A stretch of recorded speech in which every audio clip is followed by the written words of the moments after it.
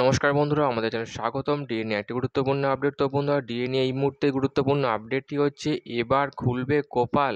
Supreme কোর্টে রাজ্য সরকারি কর্মীদের ডিএ মামলা নিয়ে বিরাট আপডেট। তো বন্ধুরা, ডিএ সংক্রান্ত আপডেটটি নিয়ে স্টেপ বাই স্টেপ আলোচনা করব। তো অবশ্যই আপনারা ভিডিওটি স্কিপ না করে অবশ্যই পুরোটা দেখবেন। তো তার আগে বলে রাখি, যে সকল বন্ধুরা আমাদের চ্যানেলে নতুন, আমাদের চ্যানেলটি পাশে সাবস্ক্রাইব বাটন, সাবস্ক্রাইব করার পর পাশে যে বেল আইকন সেটিও প্রেস করবেন। লেটেস্ট ভিডিও আপডেটগুলি সবার আগে পেয়ে যাবেন। দেখে নেব আজকে ডিএ সংক্রান্ত গুরুত্বপূর্ণ আপডেটটি। দীর্ঘদিন ধরে সুপ্রিম কোর্টে ঝুলে রয়েছে রাজ্য সরকারি কর্মীদের ডিএ মামলা। দিনের পর দিন কেটে যাচ্ছে, তবু নিষ্পত্তি হচ্ছে না। এবার এই নিয়ে রাজ্য সরকারি কর্মীদের বকেয়া ডিএ মামলায় চিঠি পাঠানো হলো। ডিএ অর্থাৎ মহার্ঘ ভাতা সংক্রান্ত মামলা দ্রুত নিষ্পত্তি চেয়ে সুপ্রিম কোর্টে চিঠি লিখছে ভুক্তভোগীদের সংগ্রামী যৌথ মঞ্চ। এই বিষয়ে সংগ্রামী যৌথ মঞ্চের অন্যতম আহ্বায়ক ভাস্কর ঘোষ বলেন, সুপ্রিম কোর্টে মামলার শুনানি আটকে রয়েছে। এর জেরে হাজার হাজার সরকারি কর্মী বিপাকে পড়েছেন। প্রসঙ্গত, বহুদিন যাবৎ ডিএ নিয়ে আন্দোলন চালাচ্ছেন রাজ্যের সরকারি কর্মীদের একাংশ। গত প্রায় ৮ বছর ধরে রাজ্য সরকারি কর্মীদের বকেয়া ডিএ আদায়ের দাবিতে আইনি লড়াই চলছে। প্রথমে হাইকোর্ট হয়, পরে জলগড়ায় সুপ্রিম কোর্ট পর্যন্ত। বর্তমানে সুপ্রিম কোর্টে গিয়েছে মামলা। উচ্চ আদালতে বিরাট জয় পাওয়ার পরও সরকারি কর্মীদের ডিএ মামলা চলছে সুপ্রিম কোর্টে।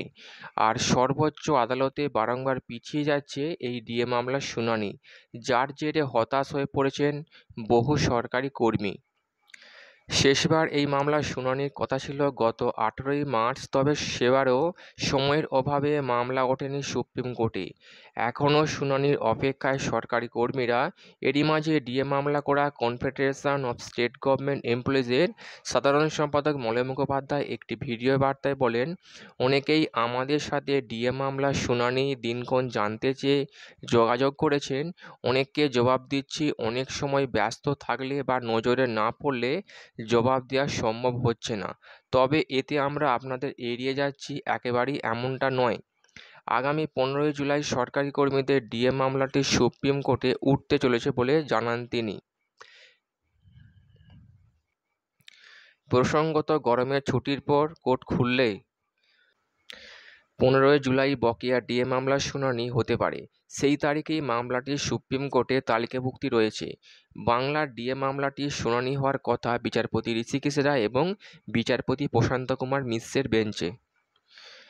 আগামী 15ই জুলাই সরকারি কর্মীদের ডিএ মামলাটি সুপ্রিম কোর্টে উঠতে চলেছে বলে জানান তিনি। প্রসঙ্গত, গরমের ছুটি চললে কোর্ট শেষ। বর্তমানে রাজ্য সরকারি কর্মীরা 14% হারে ডিএ পাচ্ছেন। অন্যদিকে কেন্দ্রীয় সরকারি কর্মীরা 46 হারে ডিএ পাচ্ছেন এবং বর্তমানে খুব শীঘ্রই ফের কেন্দ্রীয় সরকারি কর্মীদের 4% ডিএ বেড়ে 50% হারে পাচ্ছে কেন্দ্রীয় সরকারি কর্মীরা, কিন্তু পশ্চিমবঙ্গের সরকারি কর্মীরা সেই 14%ই বসে আছেন। তো বন্ধুরা, এই ছিল ডিএ সংক্রান্ত গুরুত্বপূর্ণ আপডেট। কেমন লাগলো কমেন্ট লাইক করতে ভুলবেন না। ডিএ সংক্রান্ত পরবর্তী আপডেট পাওয়ার জন্য আমাদের চ্যানেলটিকে সাবস্ক্রাইব করে রাখবেন। থ্যাংক ইউ বন্ধুরা ভিডিওটি দেখার জন্য।